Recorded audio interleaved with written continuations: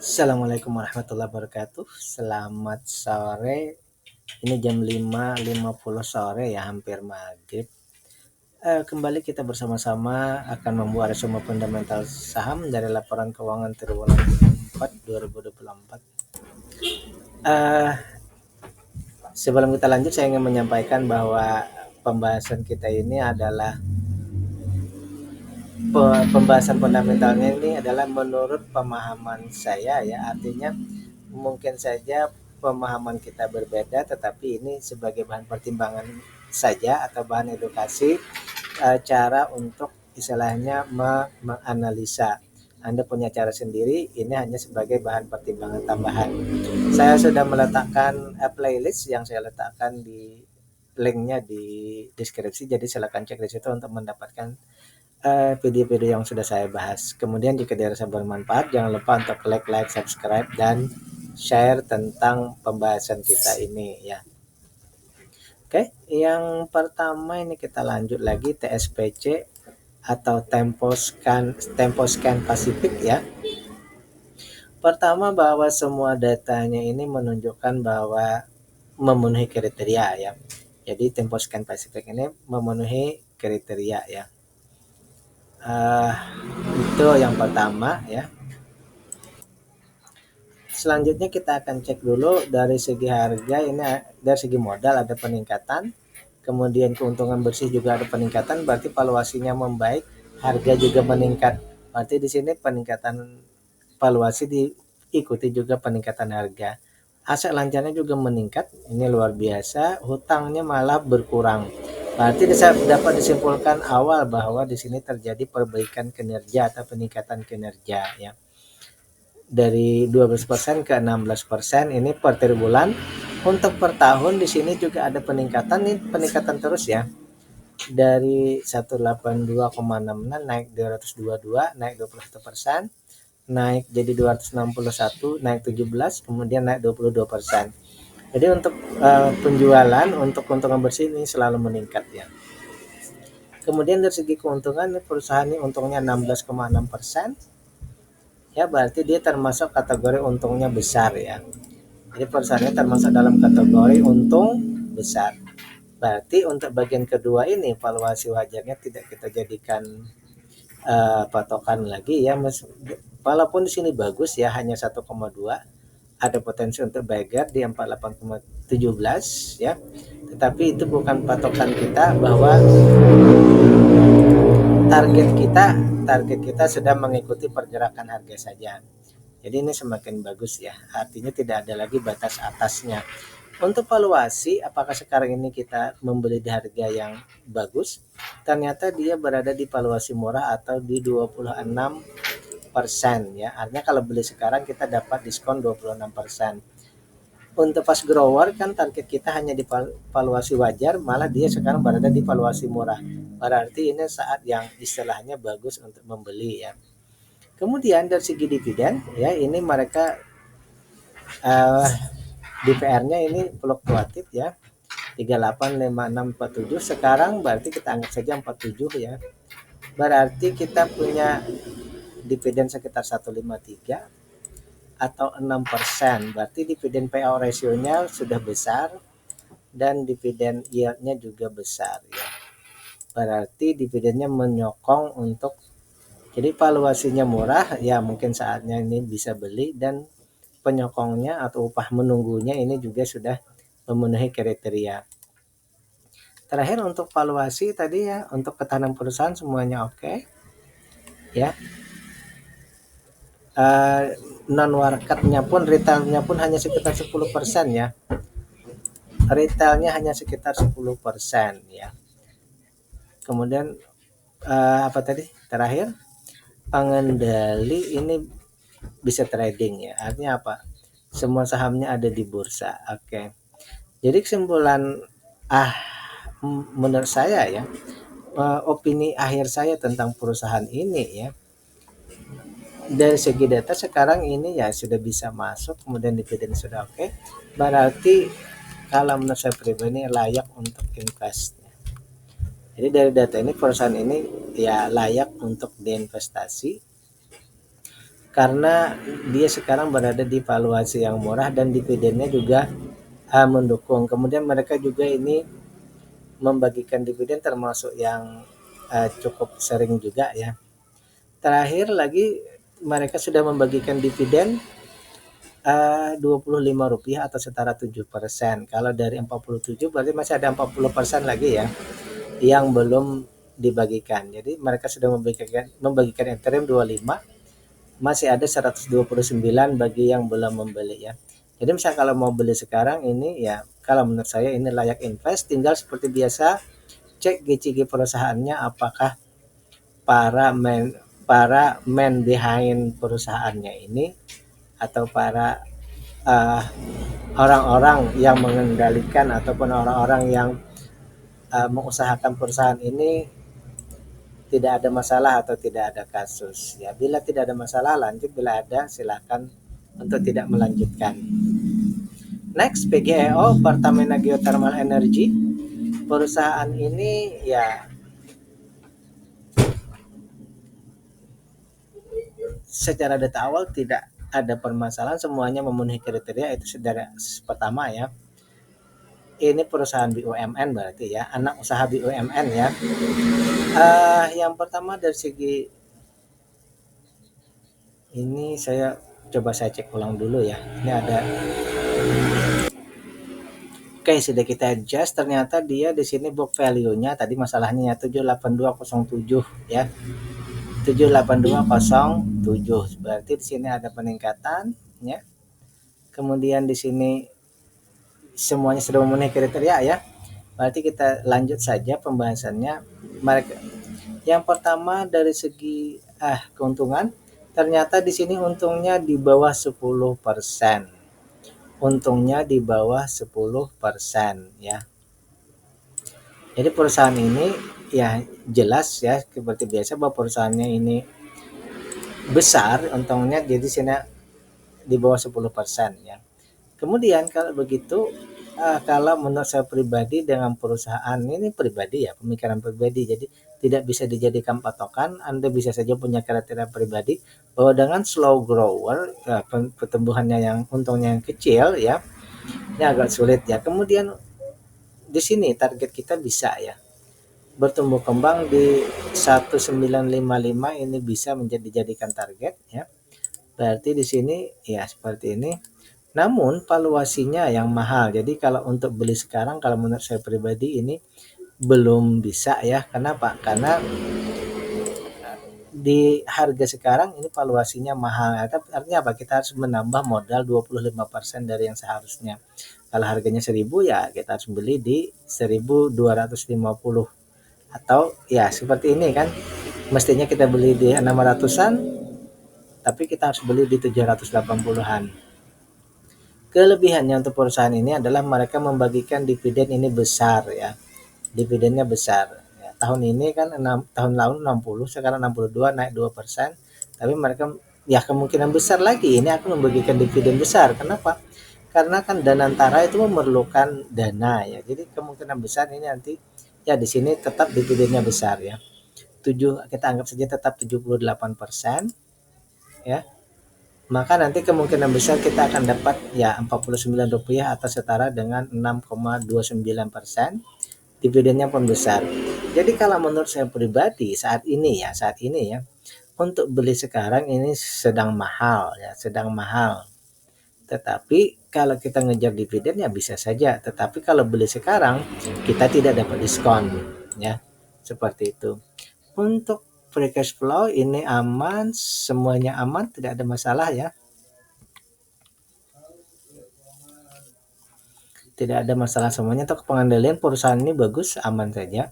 Hanya saja bahwa itu tadi valuasinya saja yang mahal. Oleh karena itu kalau menurut saya pribadi ya, kalau saya pribadi di sini dua ya. Kalau menurut saya pribadi di sini dua, yaitu yang pertama IPS dan maksudnya gimana? IPS karena untungnya tadi kan di bawah 10%. Berarti di sini seharusnya minimal 79 lah kan, seperti itu saja.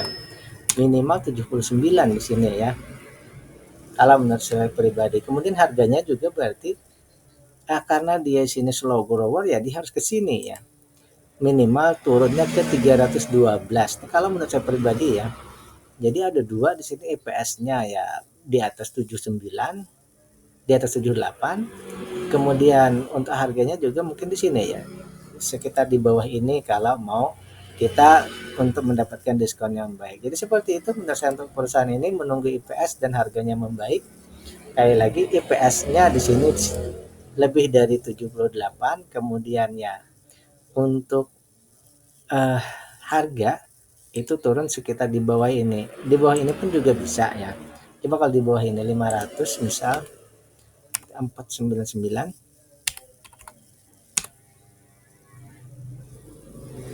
dividennya jadi 9 persenan, jadi tidak ada masalah ya. Jadi seperti itu untuk PGEO. Selanjutnya ini kita cepat-cepat saja ya untuk beberapa saat ke depan. P1 Pakuan Jati Tbk ya. Yang pertama seperti biasa semuanya ini memenuhi kriteria ya, semuanya memenuhi kriteria.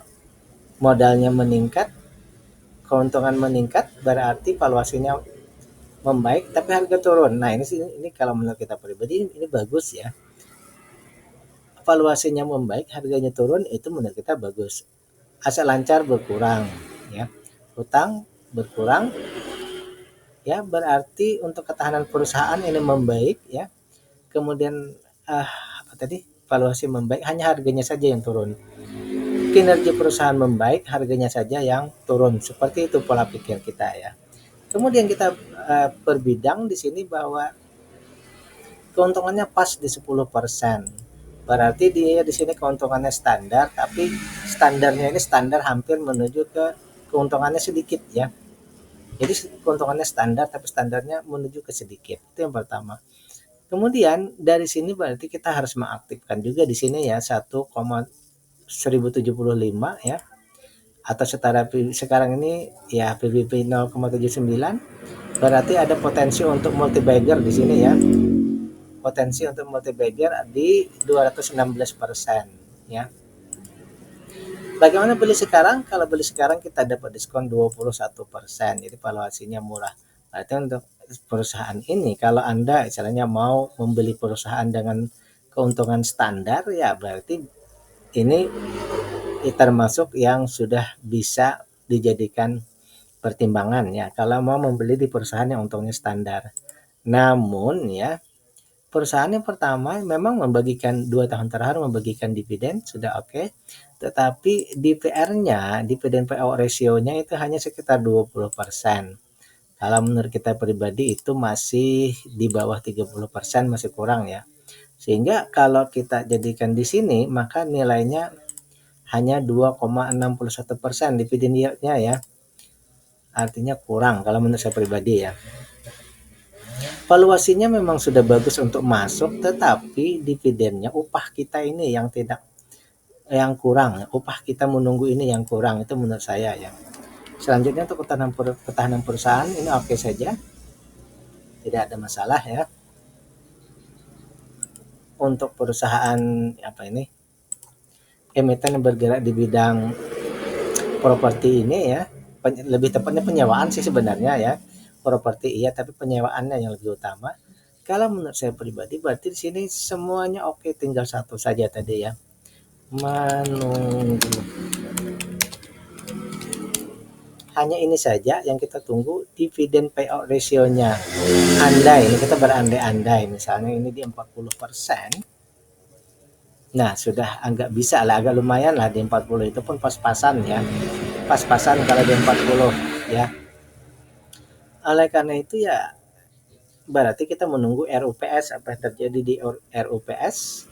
Kalau memang itu mereka membagikan dividen yang payout ratio-nya besar, maka ya mungkin kita bisa pertimbangkan tadi di atas 40.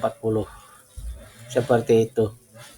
Selanjutnya kita akan membahas PSSI IMC Pelita Logistik ya. Kita cek dulu ini, mungkin ini yang data terdahulu, kita reset dulu apa yang terjadi nanti kita tidak tahu ya. Yang pertama dari semua data ini menunjukkan bahwa data awal ini semuanya memenuhi kriteria ya. Tapi dari segi modal ada penurunan, keuntungan ada penurunan, berarti di sini valuasinya menurun, harga pun menurun. Berarti di sini valuasi dan harga menurun, aset lancarnya malah meningkat, hutang meningkat. Berarti ya valuasi dan ketahanan perusahaan ini menurun seperti itu ya. Valuasi dan ketahanan perusahaan ini menurun. Selanjutnya kita cek bahwa perusahaan ini untungnya juga menurun ya. Dari 12% ke 9 dan dia sekarang di bawah keuntungannya di bawah 10% ya. Berarti kategorinya termasuk kategori perusahaan yang slow grower. Berarti di sini kita bisa kita jadikan target 1137 ya, setara dengan ya 213% atau ada potensi untuk multi bagger. Tapi perusahaannya keuntungannya kecil ya. Kalau perusahaan keuntungan kecil ini biasanya ya kalau dia turun bisa turun dalam seperti itu ya. Untuk valuasi saat ini bagaimana, kita punya diskon 12%, berarti termasuk wajar ya. Nah, seperti itu. Apa kriteria kita untuk perusahaan ini? Kalau menurut pendapat saya pribadi bahwa untuk slow grower minimal dia harus divaluasi murah ya. Minimal divaluasi murah. Jadi sekitar seperti di sini ya, di bawah 339. Atau kalau bisa di bawah sini lagi ya. Untuk perusahaan yang slow grower. Kemudian untuk tadi pembagian dividen mereka sudah membagikan ya 41%. Di 41% itu maka dividen payout ratio-nya sudah termasuk memenuhi kriteria atau besar ya. Hanya dari 41% ini kalau kita bandingkan ke sekarang ya, ini jadinya hanya 4,6%. Jadi dividen yield-nya malah jadi kecil ya. Dividen yield-nya kecil. Jadi mungkin seperti itu ya. Oleh karena itu di sini dari segi valuasinya belum memenuhi untuk kita beli, dividen yield-nya juga belum menyokong seperti itu ya. Bagian kita yang sudah memiliki mungkin di sini ya perlu concern ya. Lebih jauh mungkin perlu ya, kalau perlu hati-hati kalau misalnya mau melepas juga bisa ya. Kalau menurut saya pribadi ya. Kemudian kita cek di sini bahwa juga di ini ada tren penurunan keuntungan ya tahun 2022 121, 2021 123, 116, di 2024 ini turun 63%. Jauh sekali turunnya ya.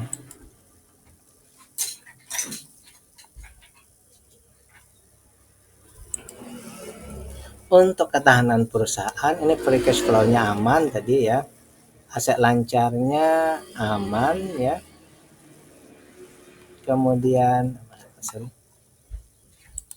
free cash flow-nya aman, aset lancarnya aman, hutangnya aman ya.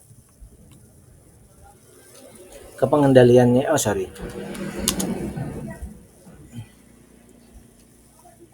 kepengendaliannya ini semua saham ini ada di bursa. Nah, oke, jadi ini kalau menurut saya pribadi dari data yang kita dapatkan ini ya, ini data yang triwulan sebelumnya ini kan dia layak invest. Untuk data sekarang mungkin seperti ini ya.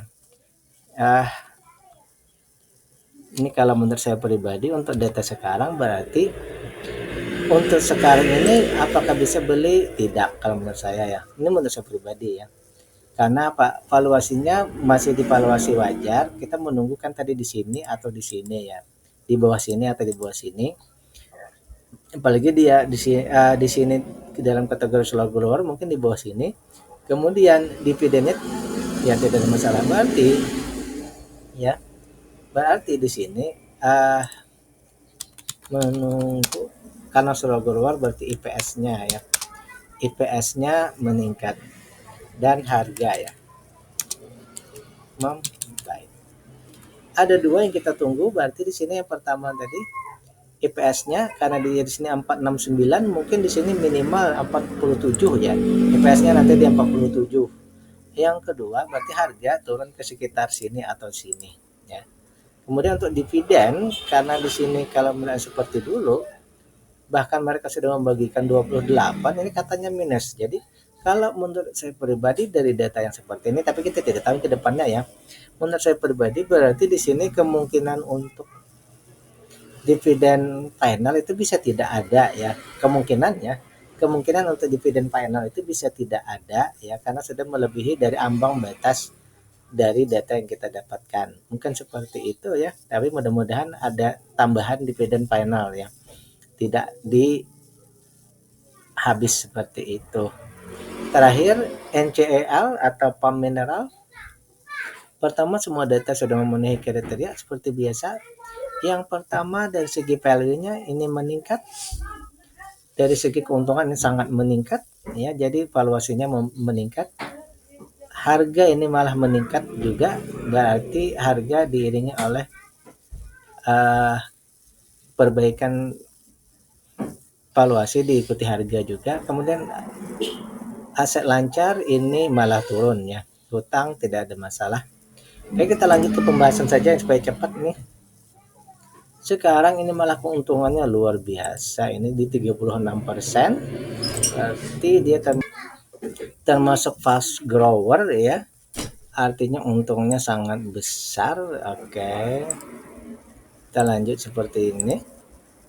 Berarti target di 206 tidak lagi kita jadikan batasan ya, tidak ada masalah di situ. Karena apa? Karena targetnya sudah tidak lagi di sini, artinya sudah loss, kosong ya.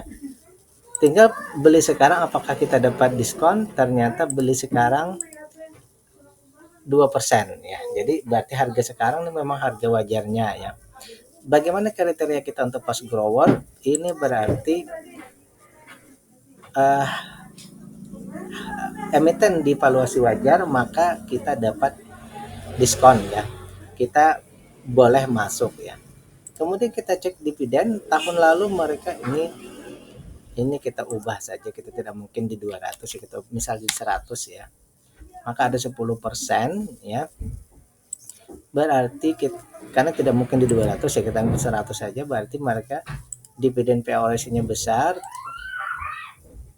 Kemudian juga dividen yield-nya juga besar, kita anggap 100 saja ya, atau kita anggap 50 saja dulu ya supaya kita tidak berpretensi negatif. Berarti 50 saja mereka sudah besar ya, dividennya besar. Berarti oke, ini memenuhi kriteria, kita anggap saja di 50 saja sudah memenuhi kriteria. Tinggal berarti harga sekarang di valuasi yang wajar, boleh masuk beli, dan dividennya pun sudah memenuhi kriteria. Berarti ya ketahanan tadi juga oke, tinggal berarti